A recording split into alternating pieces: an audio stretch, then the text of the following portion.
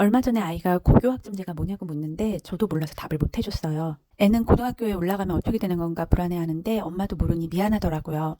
마침 학교에서 고교학점제 설명회가 있어서 신청하고 다녀왔습니다. 학교에서 학기마다 한 번씩 고등학교 선생님이나 외부 강사를 초빙해서 부모 교육을 해주시는데 참 좋은 것 같아요. 자, 그럼 고교학점제 한번 알아보겠습니다. 현재 고1부터는 새로운 교육과정이 시행되어서 학생들이 진로에 따라 다양한 과목을 선택하고 이수한 다음에 누적 학점이 기준에 도달할 경우 졸업을 인정받게 되는 겁니다. 여기서 학생들이 신경 써야 되는 부분은 과목을 선택하고 이수하는 것이고 나머지는 행정 절차로 학교에서 모두 다 해주는 거예요. 그렇다면 진로에 따라 어떤 과목을 선택하고 이수해야 할까요? 과목은 크게 보통교과와 전문교과로 나뉘어지는데 전문교과는 특목고와 특성화고에서 개설되는 과목으로 대다수 일반고 학생들은 보통교과 중에서 수업을 들으면 됩니다. 공통과목은 전국 동일한 과목으로 반드시 이수를 해야 하므로 1학년 때 학생들이 모두 배우게 됩니다. 2학년 때부터 선택 과목을 수강 신청하는데 1학년 1학기에 수요 조사가 이루어지고 교과서 제작 등을 위해서 1학년 여름방학이 지나면은 수강 신청을 완료한다고 합니다. 기말고사 마치고 2학년에 들을 과목을 미리 선택하는 과정을 갖는 것 같아요. 그럼 선택 과목은 어떤 과목이 있을까요? 일반 선택, 융합 선택, 진로 선택 세 가지로 크게 나눌 수 있습니다. 일반 선택은 수능에 포함되는 과목들로 이 과목들도 수능을 봐야 하는 대부분의 학생들은 기본적으로 다 수강해야 됩니다. 융합 선택은 뭐 두 가지 과목을 연결하고 뭐 이런 식으로 새롭게 만들어지는 과목들이라고 해요. 그래서 융합 선택 과목들은 좀 새로운 개념이다 보니까 난이도가 굉장히 낮고 좀 재미 위주의 과목일 거라는 생각이 들고 그래서 그 선생님께서 이렇게 여담으로 말씀하셨지만 융합 선택 과목은 선택을 굳이 할 필요는 없을 것이다. 그게 그냥 순전히 고등학교에서 이렇게 뭐 다양한 과목을 듣고 싶다 하면은 할 수 있겠지만 수능을 우리 학생들은 대학교 진학을 많이 목표로 하잖아요. 그러면은 굳이 융합선택 과목은 그만큼 중요도가 있는 과목은 아니라고 하셨습니다. 그리고 마지막이 진로 선택은 교과별로 심화 과목이라고 해요. 그래서 그 공통 과목이 전국의 고등학교생들이면 다 해야 되는 필수 과목이고 선택 과목 중에서 일반 선택이 수능 과목으로 학생들이 또 이제 기본적으로 선택을 해야 되는 거고 그 다음이 진로 선택 과목으로 이제 심화 과목을 들어서 이제 수능을 준비를 해야 되는 거라고 하시거든요. 심화 과목은 물리투, 화학투, 생물투, 지구과학투 이런 식으로 포기하는 학생들이 있기도 하지만 상위권 대학을 가고 싶다, 뭐 인서울에 조금 내가 학교를 골라가고 싶다 하면은 이런 과목을 듣지 않으면 선택의 폭이 굉장히 좁아지기 때문에 이 과목들도 내가 공부에 관심이 있다 하면은 반드시 들어야 한다고 합니다. 그러면 결국 고교학점제가 도입되면서 과목을 선택을 해야 한다는 뭐 자율성이 있기는 하지만 내용을 막상 들여다보면은 과목을 수강하는 부분에서는 달라지는 부분은 없는 것 같아요. 그래서 강의하신 선생님께서도 바뀌는 부분은 거의 없고 기존에 하던 대로 수업을 듣는 거고 대신에 평가하는 방법이 기존에는 저희는 객관식이 많았잖아요. 우리나라 교육 제도가. 근데 점차 이제 서술형으로 바뀌는 추세가 요번에 교육 제도에 바뀌는 부분이 그거라고 해요. 그래서 요번 고1부터 그 이하 학년들은 객관식보다는 서술형으로 비중이 높아지는 거고 하지만 기존에서 크게 바뀌기는 어렵다. 제도가 원래 갑자기 바뀌는 건 어려운 거잖아요. 근데 지금 이제 초등학교 5학년부터는 그때는 그 다음 교육 과정이 이제 시작이 되는데 그때는 일단 중간에 지금 과도기를 거쳤기 때문에 더 많이 바뀔 것이다. 그래서 초등학교 5학년 이하의 부모님들은 조금 더 이제 아이들을 지금 지도하시는 부분에서 좀 생각을 많이 바꾸셔야 한다 이런 얘기를 하셨어요. 그러면 지금도 이제 고등학교 1학년 이하 학생들도 서술형 평가 비중이 높아지니까 이럴 때는 어떻게 자녀들을 가이드를 해줘야 할까 말씀하시길 우리나라 부모들이 특히 엄마들이 자녀들에게 너무나도 과도한 가이드를 주고 있다는 거예요. 우리 사랑하는 우리 누구 이렇게 하면서 간섭이 너무 많죠, 저희가. 그런 지나친 사랑은 집착이고 집착은 양측이 모두 불행할 수밖에 없다. 라고 말씀을 하셔서 참석했던 학부모님들이 모두 부끄러워하셨죠. 그리고 지금 아이들은 완성된 게 아니라 계속 배우고 성장하는 과정에 있는 거잖아요. 유치원 때는 우리가 부모들이 그러잖아요. 틀려도 괜찮아 괜찮아 하면서 다정하게 말을 하고 다시 해보라고 기회를 더 주는데 중고등학생이 되면은 시험 한번 못 보면은 막 하늘이 무너진 듯이 부모들이 난리를 치니까 그런 부분을 조금 자녀들에게 가혹하게 몰아붙이지 말고 기회를 계속 줘라. 그래서 실패를 해봐야지 아이가 성공을 할 수 있다. 근데 저희가 그거를 다 알고 있지만 마음대로 그게 잘 안 되는 거잖아요, 부모들이. 근데 다시 한번 또 들으면서 그런 거를 상기시킬 필요는 있다고 생각이 들었어요. 그리고 주변에 중학교 때까지는 곧잘 했는데 고등학교 올라가면서 성적이 떨어졌다고 하는 사람들이 많잖아요. 근데 그 선생님 말씀은 그 말은 반대로 말하면 중학교까지는 성적이 안 좋았는데 고등학교에 올라가서 성적이 올라간 애들도 있다는 게 아니냐 이렇게 말씀하셨거든요. 그게 맞죠. 그 중학교 때보다 성적이 떨어지는 애가 있으면 그만큼 올라가는 사람도 있는 거고. 근데 그 중학교 때 잘했는데 떨어지는 이유는 중학교보다 고등학교 수업이 난이도가 훨씬 높잖아요. 근데 중학교 수업까지는 단기 기억으로 학습량을 커버할 수가 있었는데 고등학교 수업은 그렇게 단기에 몰아쳐서 공부하는 걸로 불가능하다는 거예요. 중학교 시험까지는 좀 암기력이 좋은 학생들은 시험 전날 이렇게 일주일 전부터 이렇게 공부해서 하면은 성적이 나와서 뭐 이 정도면 되겠지라고 하는데 고등학교 가면은 일주일 전에 공부해서는 내신 점수를 딸 수는 없는 난이도니까 고등학교는 더 오랫동안 공부를 해줘야 되고 그렇게 꾸준히 실력을 쌓는 학생들은 수학이나 뭐 국어, 영어 이런 데서 고등학교 가서도 흔들리지 않고 점수가 나와주는 건데 그 중학교 때 단기 기억으로만 그 버텨왔던 학생들은 고등학교 가면은 그 점수가 무너질 수밖에 없다는 말씀을 하셨어요. 그래서 자녀가 공부를 이렇게 장거리 경주에서 잘 해내길 바란다면 그 강사님께서 그림을 보여주신 것이 있었거든요. 산 밑에서부터 이렇게 산 위에 있는 결승점까지 도착을 할 때 부모님들은 다 아이가 산 밑에서 산 정상까지를 직선으로 올라가기를 바라시는 거예요. 단 한 번도 잘못된 길로 새거나 넘어지거나 하는 거를 아이들은 그것을 뭐 감당할 수도 있고 그게 싫다고 하지도 않는데 부모가 아이들이 좋다 싫다 말하기도 전에 울기도 전에 요즘 부모들은 그거를 아이가 절대 넘어지지 않길 바라고 조금의 샛길로도 빠지지 않길 바라고 직선으로 가기만 바라잖아요.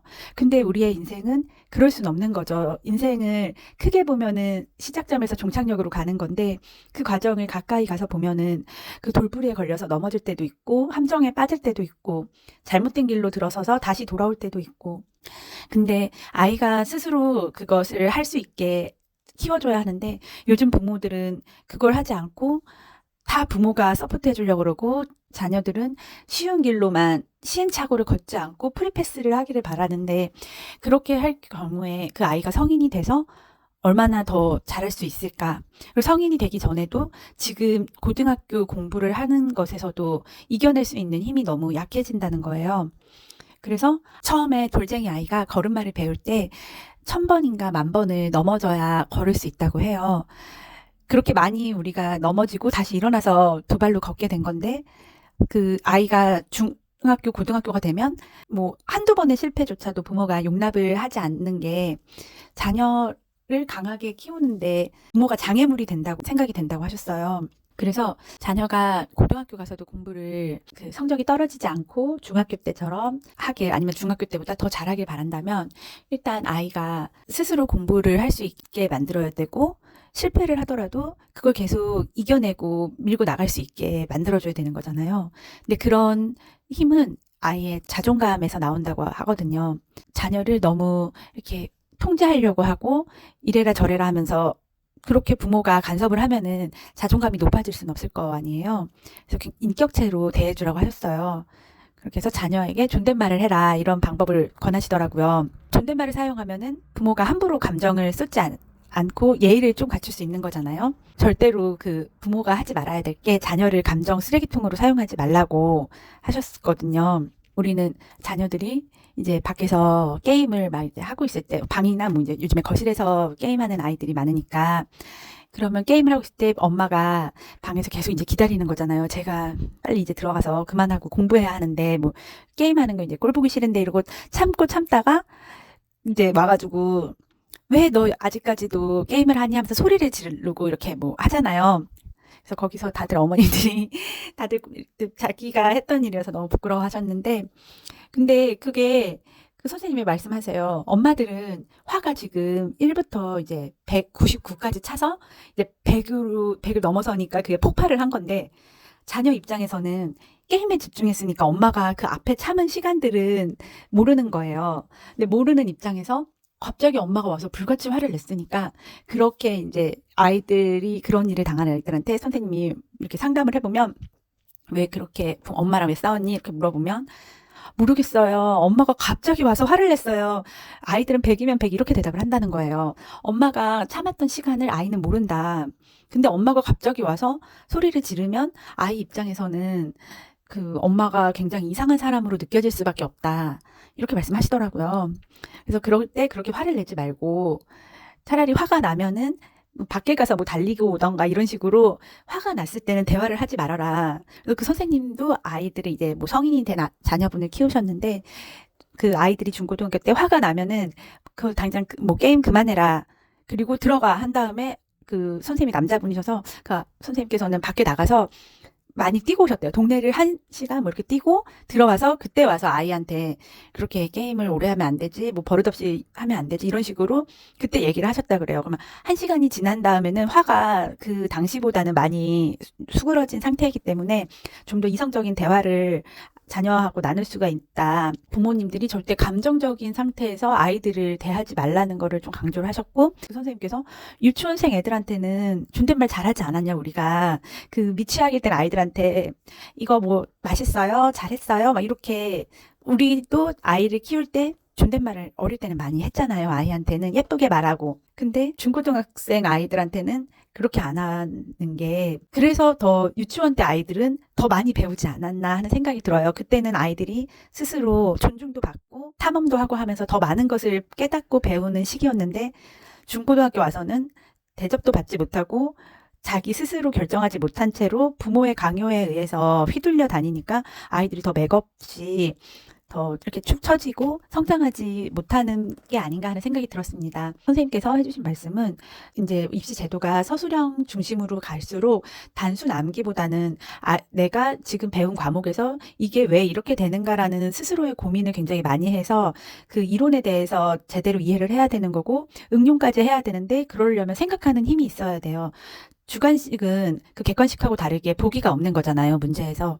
그 보기가 있으면 저희도 공부를 할 때 이거는 무엇인가요? 라고 물어볼 때 보기가 있으면 그래도 그 중에서 고르면 되는 건데 주관식에서는 보기가 없기 때문에 내가 이 문제에 대해서 이 주제에 대해서 생각을 하고 답이 나와야 되는 거잖아요. 그런데 그거를 평소에 생각을 많이 하지 않은 아이들은 답을 낼 수가 없는 거죠. 그래서 이렇게 지금 아이들하고 부모가 관계를 설정하고 아이들에게 뭐 시간을 주고 기회를 주고 이런 게 다 지금 공부가 지금 할 게 바쁜데 이럴 시간이 어딨나 하는데 아이들이 이제 서술형 중심으로 가게 되면 이렇게 단기간에서 공부를 해서 성과가 나올 수는 더 없는 거예요. 오랜 시간을 가지고 스스로 생각을 하고 이해한 아이들이 답을 구할 수 있기 때문에 선생님께서는 이런 그 가정에서 부모가 아이들과 어떻게 관계가 설정이 되고 아이들에게 어떤 환경을 만들어주는지에 대해서가 더 중요하다고 강조를 하신 것 같아요. 근데 요즘 아이들을 보면은 좀 저도 이해가 됐거든요. 아이들이 요즘에 학교 갔다 와서 학원 다니고 남는 시간에는 게임을 하면서 시간을 보내니까 뭐 전혀 생각하는 시간은 없을 것 같아요. 그리고 부모님도 요즘은 계속 바쁘잖아요. 직장 다니시는 분들도 많고, 뭐, 다양한 활동을 하시는 분들도 요즘에는 많으시니까, 그러면은 다들 서로 바쁜데, 이러다 보면은 자녀들은 그 부모와 자녀의 대화가 거의 단절된 상태인 것 같거든요. 근데 그 선생님께서 또 말씀하신 게, 그 아이들이 유튜브를 요즘에 많이 보는데, 저희한테 강의 중에는 영상 같은 것도 좀 보여주셨거든요. 뇌가 발달을 할 때 아이들은 아직 뇌가 완성이 된 상태가 아니잖아요. 계속 뇌는 발달을 하고 성인이 된 우리도 지금 계속 저희는 그 발달했던 거를 이제 노화가 오면은 퇴화가 된다고 해야 되나?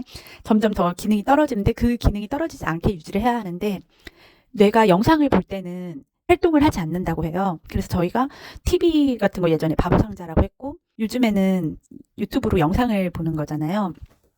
그 영상을 볼 때는 뇌가 별로 자극을 안 받는다고 해요. 그래서 그냥 멍 때리고 보고 시각 정보가 들어오는 거는 그렇게 소구가 되는 건데 뇌를 가장 활발하게 활동을 할 수 있는 건 우리가 독서를 할 때 가장 활발하게 다양한 뇌의 부분이 활성화가 된다고 해요. 글자를 읽으면서 저희가 상상을 하는 거잖아요. 이거는 이런 상황일 거야. 이렇게 상상을 하고 생각을 하고 한 글자 한 글자 읽을 때. 그래서 자녀들하고 같이 책을 읽으면서 책을 서로 여기까지 같이 읽고 같이 대화를 나누고 이런 시간을 계속 가지면 아이들이 생각하는 힘이 길러질 수 있을 거다. 이렇게 알려주시더라고요. 근데 내신 시험 준비를 할 때도 아이들이 학원을 다니잖아요. 그럼 그 선생님께서 말씀하시길 아이들이 학원 많이 다니고 그렇게 해서 공부를 많이 했다고 한다고 해요. 제가 학원도 10시까지 가고 뭐 12시까지 가고 이렇게 뭐 강의를 듣고 이러면서 공부 많이 했어요 하는데 보면은 시험 성적이 그다지 좋지 않잖아요. 그거는 강의를 들으면은 선생님이 다 설명해주고 풀어주고 할 때는 쉽다는 거예요. 근데 그거는 공부를 한 건 아니죠. 혼자서 문제를 풀고 내가 그것을 소화하는 시간이 있어야 되는데 강의만 듣는다고 되는 게 아닌데 요즘 아이들은 학원을 하루 종일 가서 있으니까 스스로 공부할 시간이 없고 부모는 돈은 많이 쓰고 아이 성적은 안 나오고 이런 악순환이 된다는 거예요. 그래서 그 아이들이 학원 강의 듣는 것도 중요하지만 혼자 계속 문제를 풀고 스스로 하는 시간을 가져야 한다. 그렇게 하면은 그 생각하는 힘도 길러지는 거고. 근데 이거를 부모님이 잔소리해서 되는 거는 아니라고 하시더라고요.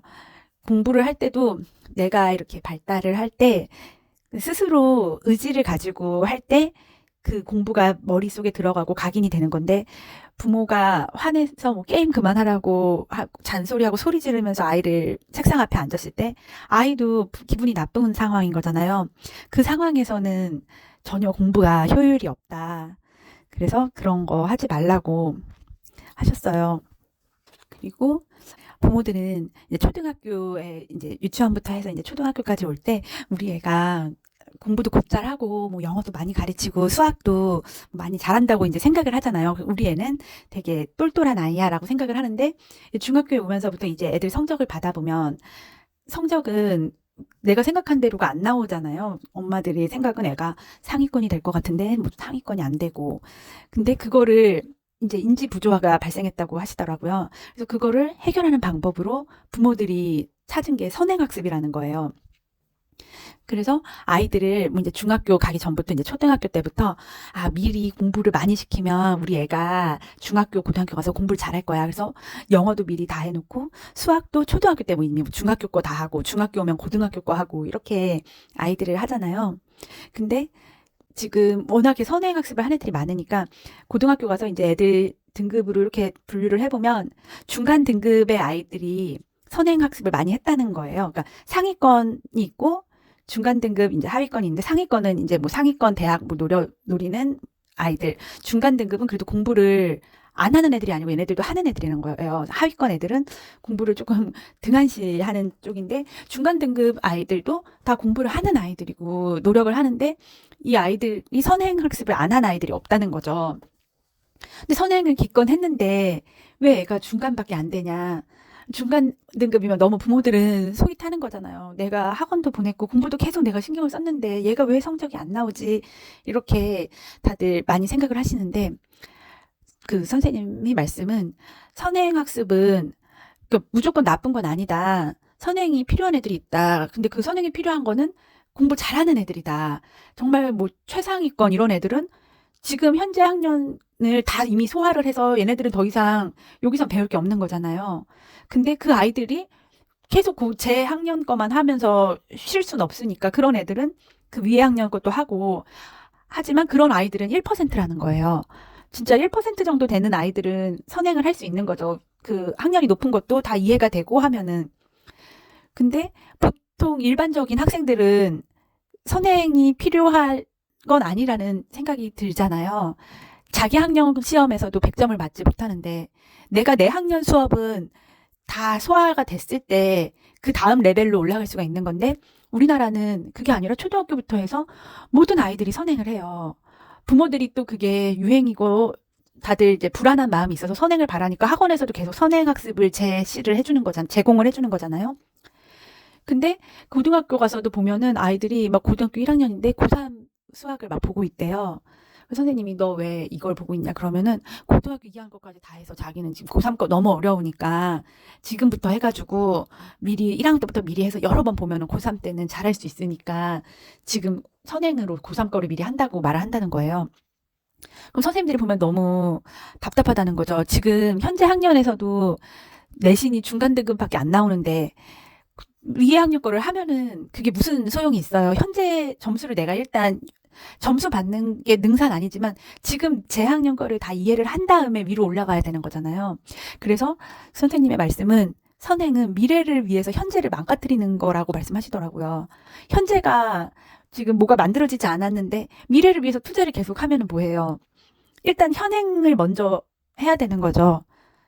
그리고 그 수능에서 수학에서 미적분투가 제외됐다고 하더라고요.